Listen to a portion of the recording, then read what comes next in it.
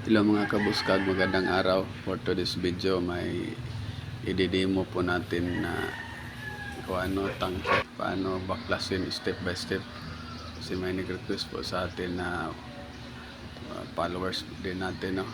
Si Mr. Dan Buenaventura.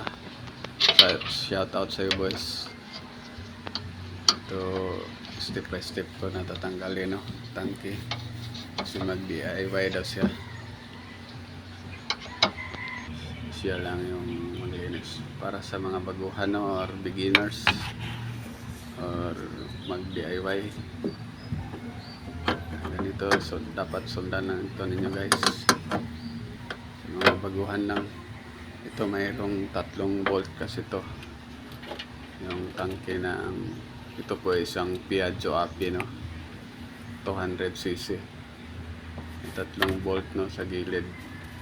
Tapos ito mayroon siyang strip. Luwagan lang to, guys. Tapos birahin. Ito din sa sakit, ligwatin tapos birahin.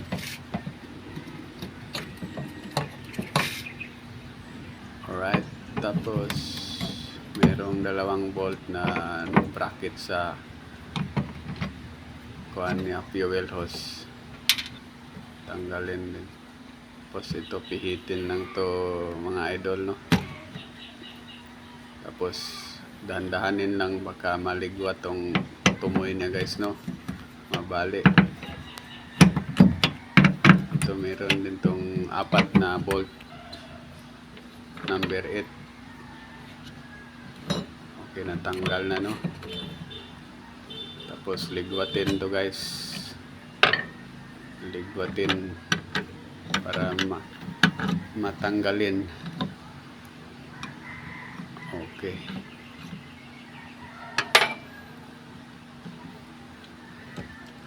Tapos pag madumi nito, guys, dumi itong tangke, dapat linisan muna para pag tanggal hindi pumasok yung mga dumi ba. Konti na lang yung matira. Ito medyo mahirap to tanggalin, no, kasi replacement lang yung fuel filter na ginamit nito, kaya medyo nagbabag siya, guys, no. Hindi siya nakasabay doon sa guide. Yan, natanggal na, no. Ayun, parang babag. Saka birahin na yung tangke, pagawas, ipalabas para malinisan, no.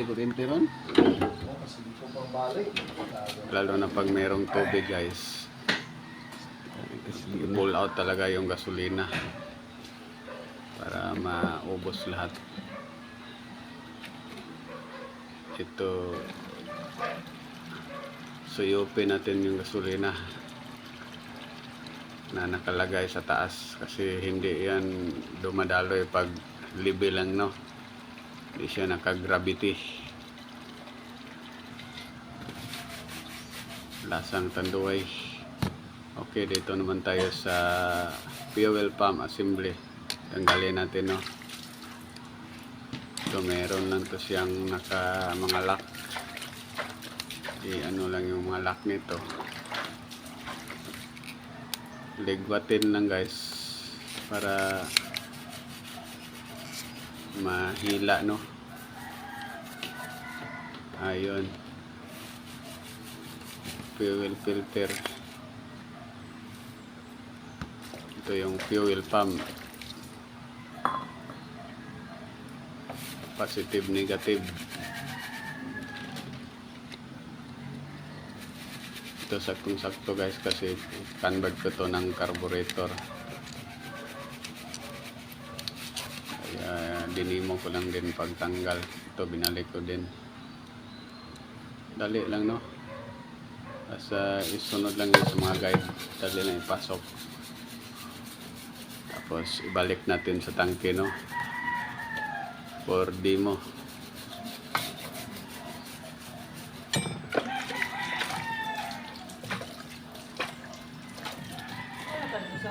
Ito hindi nakasabay yung guide, oh, kasi replacement lang tong fuel filter na kinabit nito. Ayun, plaster na. Tapos pag ito guys, lagyan talaga ng gasolina para madulas yung o-ring ba, hindi magkalisod-lisod, mahirapan sa pagpasulod pasok.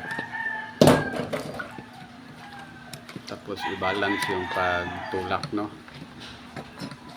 kasi pag walang gasolina to na nilagay, may blidad pa na maputol yung o-ring or masira. So pasok na, no, ganun lang kadali guys. Sana mayroon kayong matutunan, lalo na sa nag DIY or kayo lang magtanggal, nalinisan nyo yung tangke. Ito lang ang konting maituro ko sa inyo, makikita na mga idea tips. Thank you guys for watching, and please like and subscribe. Thank you.